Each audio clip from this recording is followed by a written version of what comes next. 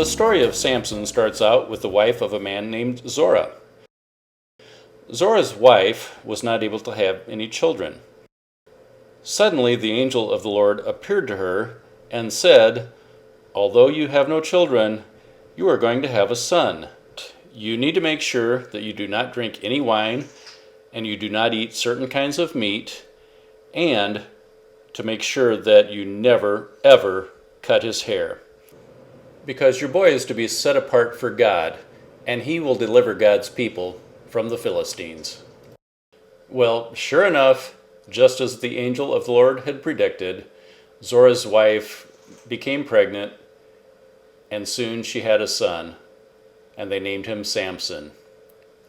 Well, as boys tend to do, Samson quickly grew up and became a man.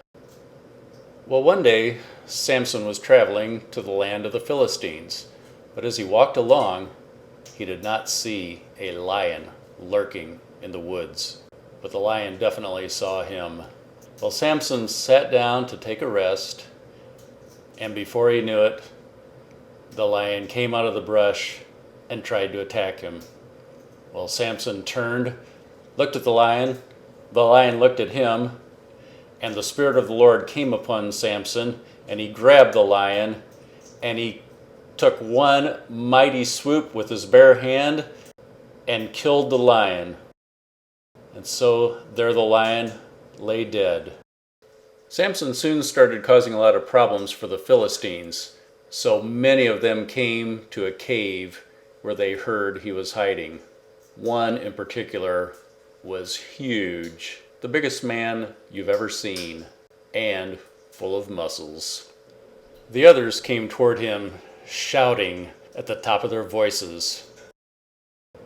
But the Spirit of the Lord came upon Samson. So he crawled out of the cave, looked around, and noticed the skull of a donkey. Well, he quickly grabbed the jaw of the donkey and started flailing away at the Philistines. He knocked them over, one after another, and then he stood facing the biggest guy there.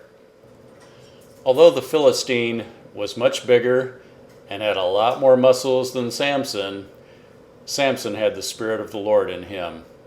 He took the donkey's jaw, struck the Philistine, and knocked him to the ground with one mighty blow. And so with only the jaw of a donkey, Samson had killed 1,000 Philistines. Although we're only able to show you a small part of the men that he killed, it gives you an idea of what it was like. Sometime later, Samson saw a Philistine woman that he liked.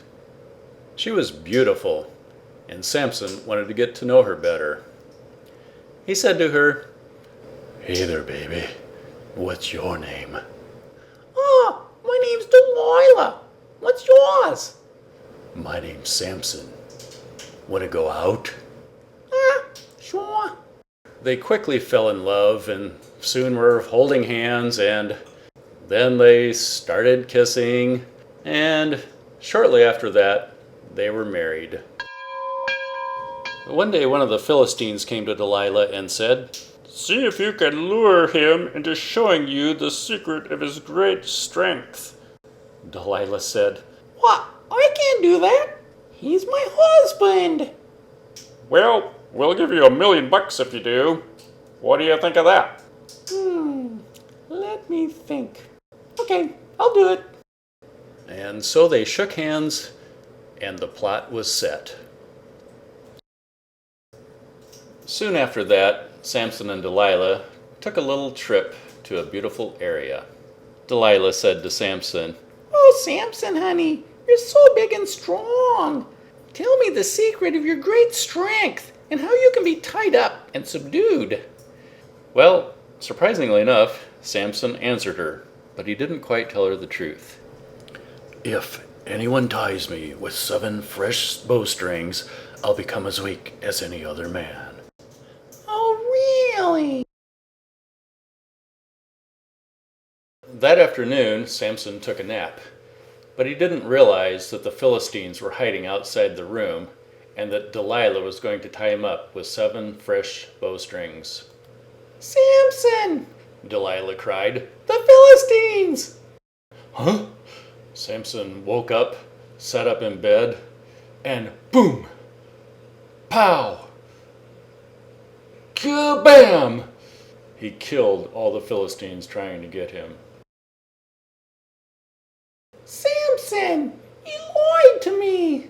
You told me the fresh bowstrings were the secret to your great strength. Come on, tell me the truth now. So Samson told Delilah a couple of other ways that he could be subdued, but those too were lies. Then she said to him, How can you say, I love you, when you won't confide in me? This is the 3rd time you have made a fool of me and haven't told me the secret of your great strength. With such nagging, she prodded him day after day until he was tired to death. So finally he told her everything. No razor has ever been used on my head. You can see how long my hair is. It's because I have been a Nazirite who has been set apart to God since birth. If my head were shaved, my strength would leave me, and I would become weak as any other man. When Delilah saw that he had told her everything, she sent word to the rulers of the Philistines. Hey fellas, come back once more. He has told me everything this time. So the rulers of the Philistines returned with silver in their hands. Having put him to sleep on her lap, she called a man to shave off the 7 braids of Samson's hair. Then she called, Samson, the Philistines are upon you. He awoke from his sleep and thought, I'll go out as before and shake myself free. But he did not know that the Lord had left him. The Philistines seized him, and they bound him up with ropes, but this time he couldn't break them. And I can't help but think that Delilah felt at least a little bit sad to see what she had done to her husband. The Philistines took Samson to a dungeon where he had to live all by himself and be their slave. But while he was there, his hair began to grow. One day the rulers of the Philistines were all gathered together to celebrate, saying, Our God has delivered Samson, our enemy, into our hands.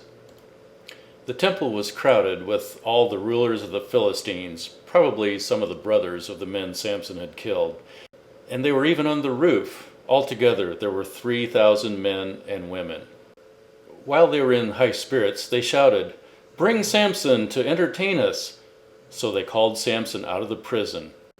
When they stood him among the pillars, Samson said to the servant who held his hand, Put me where I can feel the pillars that support the temple, so that I may lean against them. Then Samson prayed to the Lord, O sovereign Lord, remember me. O God, please strengthen me just once more, and let me with one blow get revenge on the Philistines. Then Samson reached toward the 2 central pillars on which the temple stood, bracing himself against them, his right hand on the one and his left hand on the other. Samson said, Let me die with the Philistines! Then he pushed with all his might, so hard in fact he fell over. There was a large crack and some shaking, and then down came the temple on the rulers and all the people in it. Thus Samson killed many more when he died than when he lived. There lay all the Philistine rulers, dead, and Samson himself lay dead among them.